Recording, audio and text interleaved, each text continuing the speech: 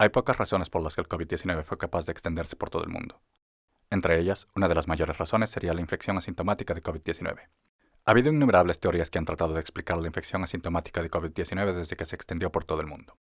Sin embargo, según el informe realizado por NEJM en 2020, casi el 56% de los casos confirmados de COVID-19 en la residencia de cuidados a lo largo plazo de Estados Unidos eran asintomáticos en el momento del diagnóstico, lo que permitió a los expertos tener una comprensión precisa de la escala real de la infección asintomática del COVID-19. Y entre estos pacientes asintomáticos, aproximadamente el 90% desarrolló síntomas específicos después de un cierto periodo de tiempo, mientras que solo el 10% de ellos permaneció asintomático hasta el final. En otras palabras, estos pacientes asintomáticos de COVID-19 pueden clasificarse en dos categorías diferentes. La primera es el grupo de pacientes asintomáticos que permanecieron asintomáticos hasta el final, y el otro grupo es de los pacientes presintomáticos que estaban asintomáticos hasta el momento del diagnóstico, pero desarrollaron un síntoma después de 2 o 3 días. La segunda razón que causó este tipo de infección masiva, o en otras palabras la pandemia COVID-19, fue que incluso en el caso de los que no eran asintomáticos, los síntomas eran muy leves.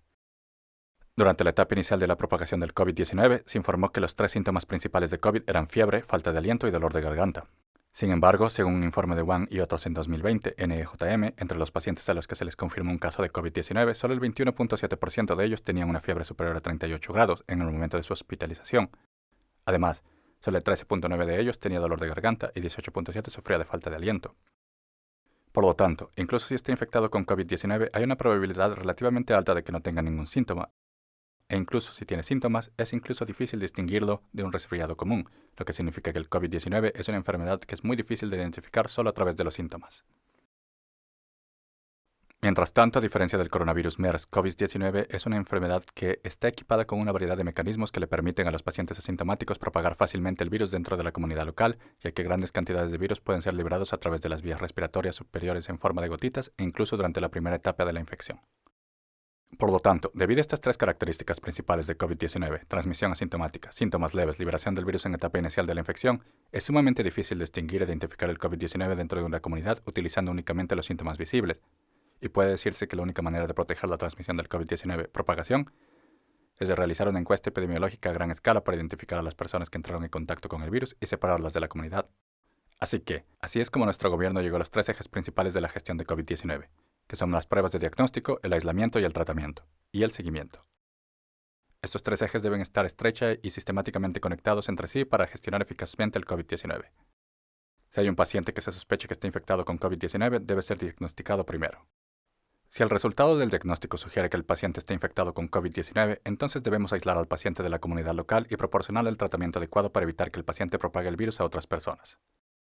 Al mismo tiempo, debemos llevar a cabo un exhaustivo estudio epidemiológico para identificar a las personas que estuvieron en contacto directo cercano del COVID-19 positivo.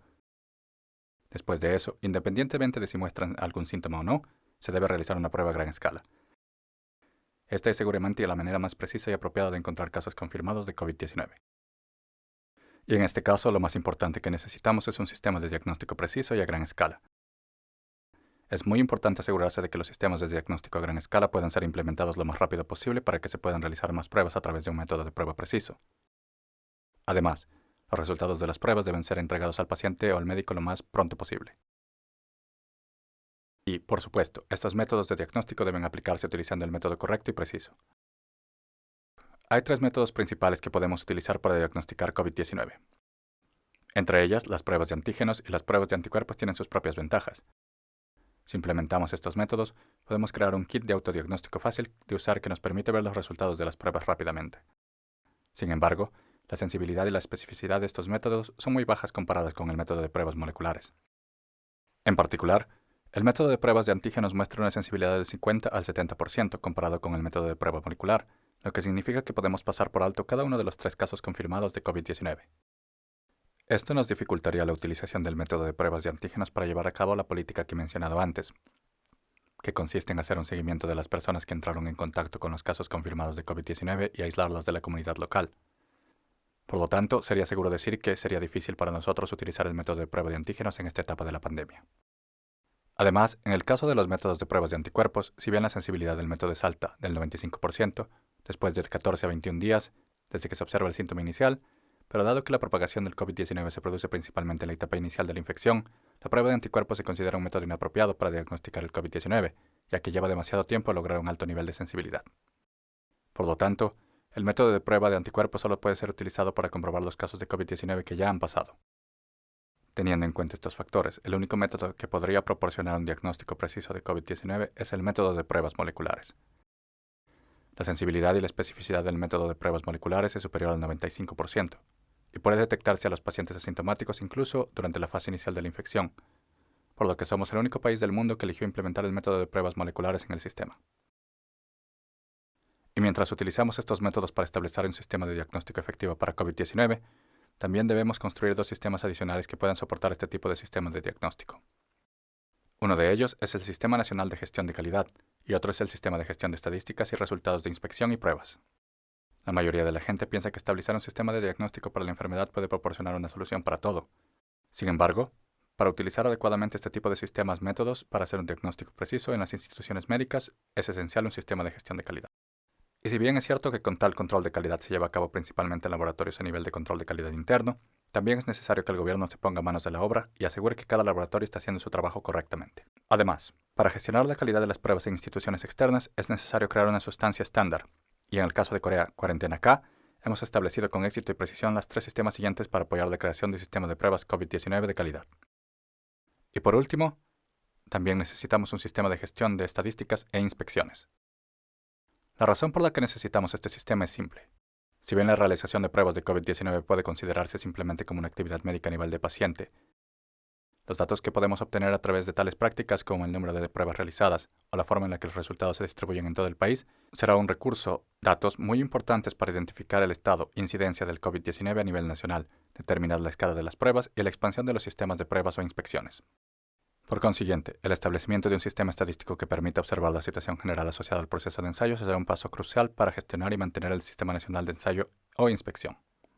Y para llevar a cabo tales actividades y proyectos adecuadamente necesitamos materiales de control de calidad, kits de pruebas diagnósticos y profesionales calificados e instituciones dedicadas que puedan realmente realizar tales pruebas.